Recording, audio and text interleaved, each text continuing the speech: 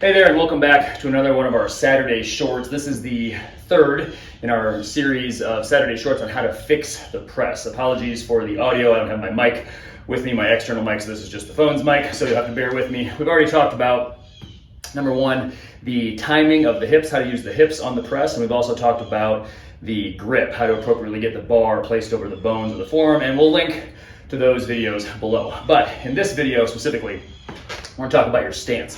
Two things. Number one, when you unrack the press, obviously you would unrack the press from this side, not the side that I'm on here, but when you unrack the press, take two small steps back from the rack. You don't need to go a long ways. 2 half steps actually is a great way to think about it. So stay close to the rack. Number two, take a wide stance. Your squat stance will serve quite well for the press, and if you want to, you can even go a little bit wider than that, but do not take a narrow stance. Remember, the press already starts very far away from your balance point, the middle of your foot, and it finishes even further away from your balance point because it finishes way up above your head, of course. So because of that, it is very susceptible, more susceptible than most lifts, to deviations in bar path. It is almost like an Olympic lift in that sense. It is that sensitive to deviations in the bar path. So balance becomes an important thing. So taking a wider stance gives you a more solid base. Now, it doesn't do a whole lot to help you with front to back balance, but at least it takes out